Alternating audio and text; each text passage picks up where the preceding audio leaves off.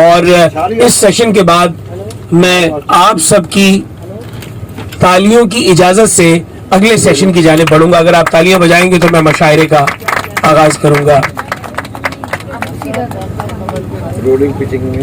معزز خواتین و حضرات، مشاعرہ شاعر اور شعر اور یہ کروز مشاعرہ اور پھر اس کے بعد بارگاہ ادب انٹرنیشنل کی یہ کاوش اور سبین سیف کی جانب سے محبت سے آپ کو بلانا، یہ یادگار بن جائے گا اگر ہم زیادہ سے زیادہ شعراء کو سننے کے مواقع فراہم کر پائیں گے.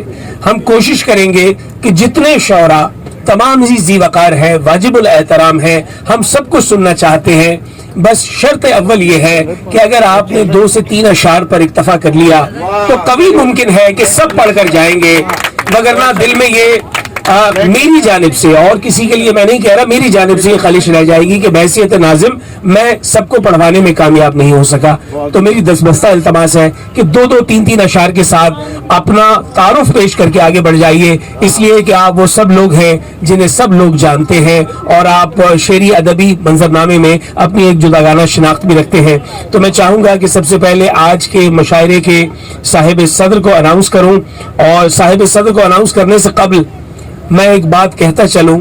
کچھ لوگ اپنے قد سے زیادہ پریٹینڈ کرتے ہیں، وہ اتنے ہوتے نہیں ہیں جتنا بیان کرتے ہیں، اور کچھ لوگ اپنے قد میں بہت بلند ہوتے ہیں، اتنا بیان نہیں کرتے. یہ ایسے لوگوں میں سے ہیں، ان کی بہت قدر ہونی چاہیے. محترم جناب اختر سعیدی صاحب.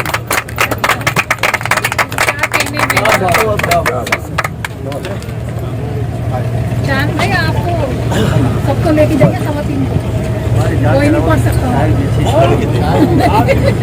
ہماری خوش نصیبی محترم جناب اختر سعیدی صاحب موجود ہیں. صاحب صدر کی حیثیت سے آج ہماری بہت درینہ خواہش تھی کہ اس کروز مشاعرے میں یقیناً پیرزادہ قاسم رضا صدیقی صاحب موجود ہوتے، لیکن بوجہ علت خاصہ بہت ضروری امر سے وہ نہیں آ پائے.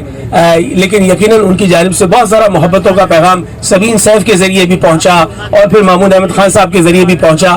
تو میں ان کی بظاہر غیر موجودگی میں پیرزادہ قاسم رضا صدیقی کے لیے ایسی تالیاں بجائیں کہ محبتیں ان تک ریکارڈ ہو کر پہنچ جائیں کہ ہم سب ان کو یاد کر رہے ہیں.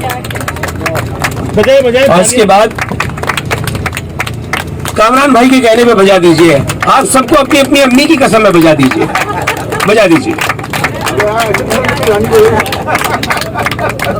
اور کچھ تو ایسے ہیں جن کو بیگم کی قسم دی جائے تو وہ کھائے. جی.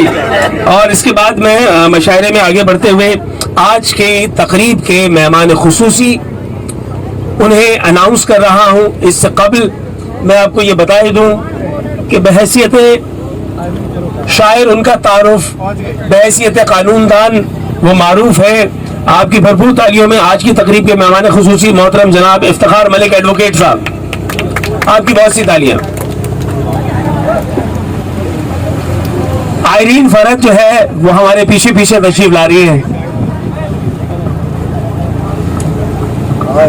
اور اس کے بعد میں آج کی اس تقریب کے مہمانان اعزازی، سب سے پہلے ساکنان شہر قائد کا تعارف اور شہر کی ایک انتہائی نمایاں شخصیت محترم جناب محمود احمد خان صاحب کو خوش آمدید کہتا ہوں.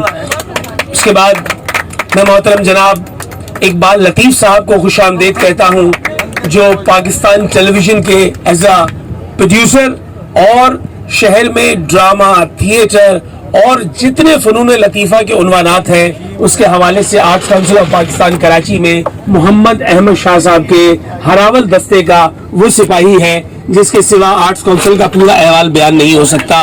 بارے دیگر اقبال لطیف صاحب کے لیے بہت سی تالیاں.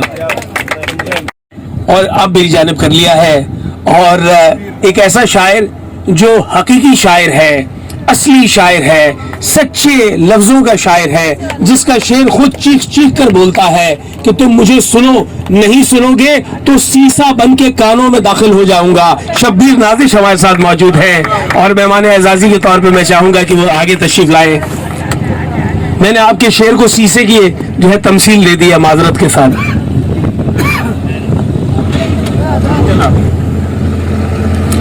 اور اس کے بعد آج کی اس مشاعرے کے مہمان توقیری ایک ایسے شاعر جن کا اس شعبے سے بھی بڑا گہرا ربط ہے، یعنی نظامت کے عنوان سے بھی لوگ انہیں سنتے رہتے ہیں، اور بارگاہ ادب انٹرنیشنل میں ان کا بڑا کلیدی کردار ہے۔ میرے بہت پیارے دوست، آپ سب بھی انہیں دوست جانتے ہیں، کتنا دوست جانتے ہیں آپ کی تالیاں بتا دیں گے محترم جناب یاسر سعید صدیقی صاحب کو۔